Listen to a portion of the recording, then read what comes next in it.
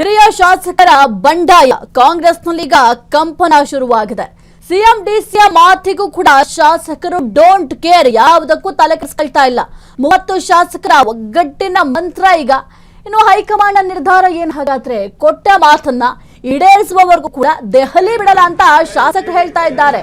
ಇನ್ನು ಹೈಕಮಾಂಡ್ಗೆ ಬಿಗಿ ಪಟ್ಟಣ ಹಿಡಿದಿರುವಂತಹ ಕೈ ಶಾಸಕರು ತಲೆನೋವು ತಂದಿಟ್ಟಿದೆ ಹಿರಿಯ ಶಾಸಕರ ಈ ಒಂದು ನಡೆ.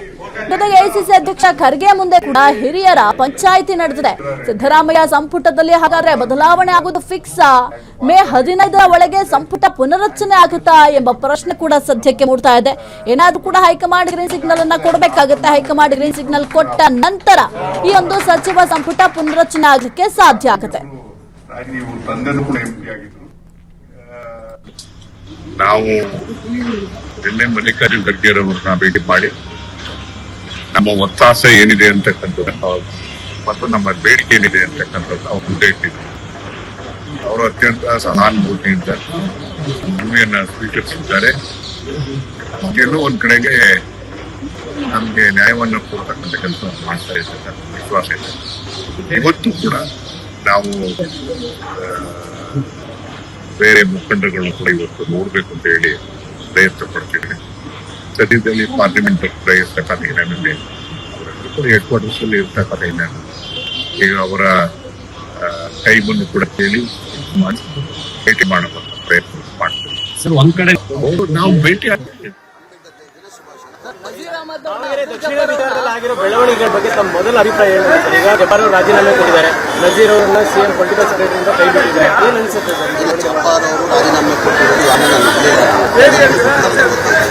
ನಸೀರ್ ಅವರಿಗೆ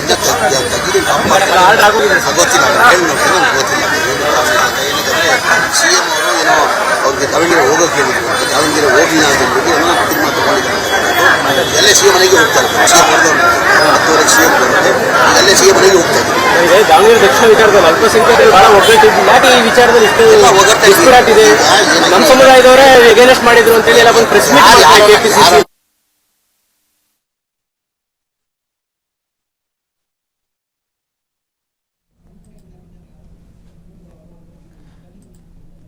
ಇನ್ನು ಸಿದ್ದರಾಮಯ್ಯ ಅವರನ್ನ ಜಮೀರ್ ಅಹಮದ್ ಅವರು ಭೇಟಿ ಮಾಡಿದ್ದಾರೆ. ಸಾಕಷ್ಟು ವಿಚಾರಗಳ ಬಗ್ಗೆ ಚರ್ಚೆ ಮಾಡಿದ್ದಾರೆ. ನೀವು ಕೂಡ ಗಮನಿಸಬಹುದು, ಜಮೀರ್ ಅವರು ಕೂಡ ಮಾತನಾಡ್ತಾ ಇದ್ದಾರೆ. ಪ್ರಮುಖವಾಗಿ ಈ ಒಂದು ವಿಚಾರಕ್ಕೆ ಸಂಬಂಧಪಟ್ಟಂತೆ ಸಚಿವ ಸಂಪುಟ ಪುನರಚನೆ ಆಗಿರಬಹುದು, ಜೊತೆಗೆ ಸಚಿವ ಸ್ಥಾನದಿಂದ ಕೈಬಿಡುವಂತಹ ವಿಚಾರ ಆಗಿರಬಹುದು, ಇದೆಲ್ಲದರ ಬಗ್ಗೆ ಕೂಡ ಮಾತನಾಡ್ತಾ ಇದ್ದಾರೆ.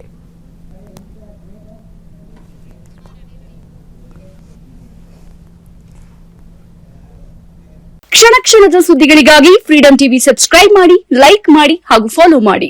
ಹೊಸ ಸುದ್ದಿಗಳ ನೋಟಿಫಿಕೇಶನ್ಗಾಗಿ ಬೆಲ್ ಐಕಾನ್ ಮೇಲೆ ಕ್ಲಿಕ್ ಮಾಡಿ.